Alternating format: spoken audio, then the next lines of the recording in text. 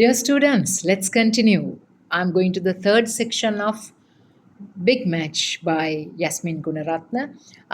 Starting from the 21st line. We stopped at the 20th line. Now we are coming because it's a lengthy one, that's what I told you. These fires ring factory and hovel.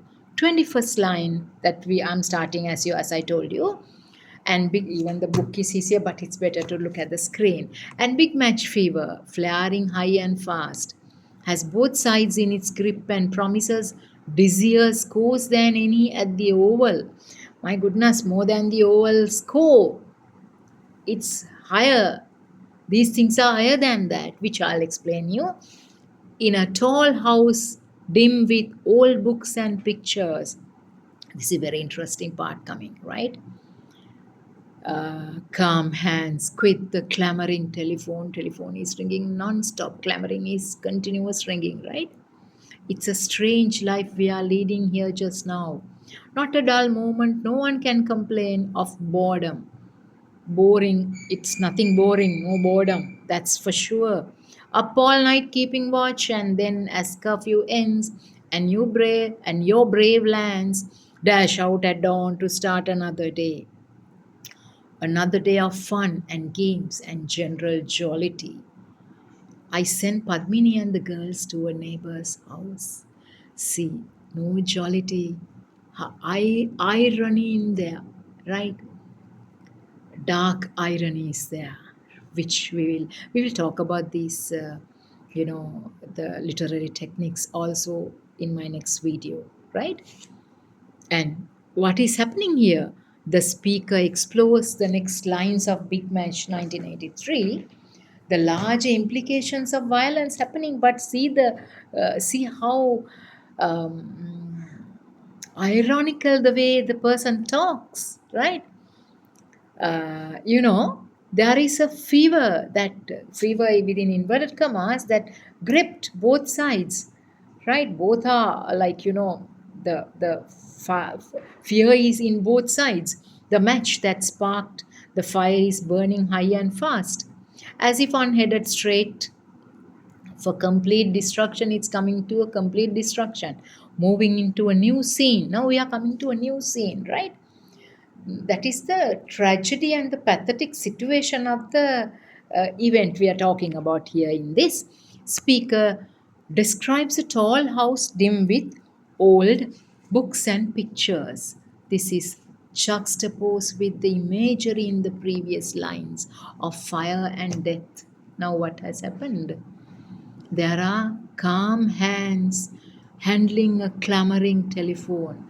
Even though the outside world is ruining, ravaging, like things are happening out, but calm hands handling a clamoring telephone, non-stop ringing telephone that you have taken it. The next lines of Big Match 1983 contain the words of one person on the phone. What is he saying? I sent Padmini and the girls to a neighbor's house. Right? Contain the words of one person on the phone. They speak light-heartedly. Can you be light-hearted when the world is outside burning? No, it's impossible. It's not possible, right? But they speak light-heartedly and optimistically about the conflict going on around them. There is nothing boring about if they say, right? They say, no boredom, nothing, not boring, right? Then they go into detail about how they are up and night keeping watch, right? On his end of the phone is revealed to be a man in line 35. He sends a woman, like presumably his wife, Padmini, along with his children to a neighbor's house, right? Why do you send your people to a neighbor's house and looking after one house like this way? Because it's difficult to keep them here. It's difficult because it's murdering outside. You don't know what is happening. It's dangerous. That is what it is, right? Now, this is the continuation of 34th line. He was in the, he was talking about it, and then he says, maybe the person who rang him must have asked something about him. Who, me? Oh, I'm doing fine. I always was. I'm okay. I'm doing fine. A drinking man, and nowadays I'm stepping up my intake quite a bit. I'm just having a small shot, right? A drinking person, right? I'm just having a small shot on and off. It's a bit rather much constant than the previous because I'm alone. What do you do when you are alone? Your wife and family, they are not there, and even though the outside world is burning, what else should I do, right? I recollect all the past memories and I just have a small shot, right? I have a small drink, right? A drinking man, and nowadays I'm stepping up my intake quite a bit. The general idea being that when those torches come within 50 feet of this house, don't you see? It won't be my books that go up first, but me. As a teacher, these two lines have really made me so sad, right? What do you mean by here? Come within 50 feet of this house. Don't you see? It won't be my books that go up first by but me. I let me not see my books burn. Let me die first than seeing my books burn. That's true. Same here with me. Okay, if something happens, I cannot see my books, my studies, my all my memories, the stack of things in the past, right? Burn just in front of my eyes. No, that is what he says. It won't be my books that go up first, but me. A pause, then steady and every bit as clear as though we are neighbors still as we had been. In 58, thanks by the way for ringing. We have been here going on through this mill. Even 1956, we were happily here, right? You're my friend. Okay, thanks for calling. He says, even though anything happens to my things, my memories, let me die before that, right? Come within 50 feet of these houses, don't you see? It won't be my books that go up first but me, right? Let me die first than seeing my books burn, right? Now, in this thing, describing his own life in more detail, the new male speaker says that he's always been a drinker, right? And now that the conflict is raging, his intake has become stepped up. Right, he speaks in clear, seemingly unworried language. Even the language is unworried. He is worried. Okay, and what happens when they get within 50 feet of this house? Uh, you know, he's actually making light of the situation. He muses that he'll be the first to go up in flames. That's what I just little while ago I told. First to go up in flames rather than the books because of how much he drinks. The narrator of Big Match 1983 describes a pause on the phone line and then the male speaker resumed talking, thanking the narrator for calling and expressing the opinion that this call was similar to those they might have shared when they were neighbors in 1956. See, what a connection there, right? And you know, there's nothing you can do to help us, but it's good to know some lines haven't yet been cut.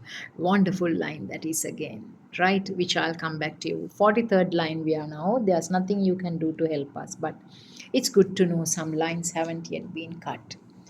Out of the Palmyra fences of Jaffna bristle 100 guns. Shop fronts in the Peta landmarks of our childhood. Curl like old photographs in the flames, blood on their khaki uniforms. Three boys lie dying. A crowd looks silently the other way. See what a calamity, what a disaster, how sad. Okay, you know, he concludes his speech. When a photo or something curls, when you light something with the flame, it's curling like when it is the when it gets caught to the fire. That is what is mentioned here.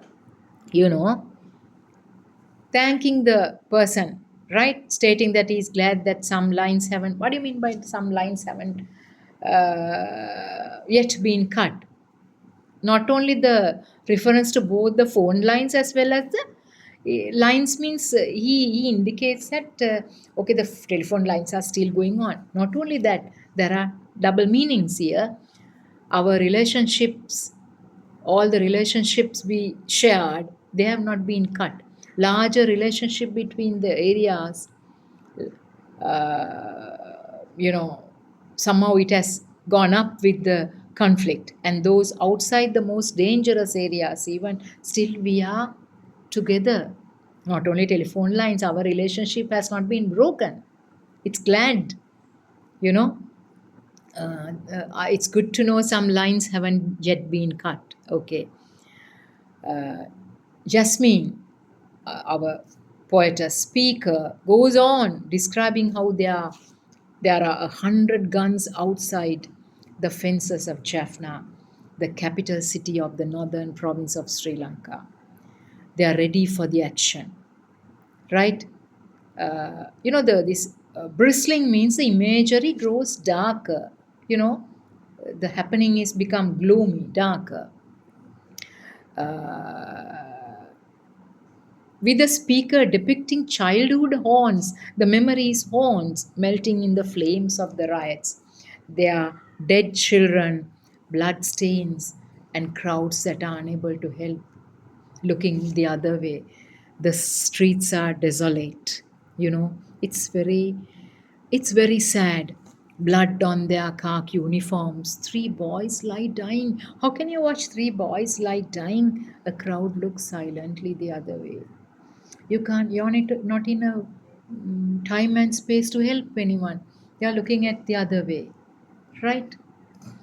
So that is the 49th line. Okay. Near the wheels of his smashed bicycle. That is what we have to. I'm coming to the beginning of the end now of the poem, right? I'll see you again in the next video. Thank you.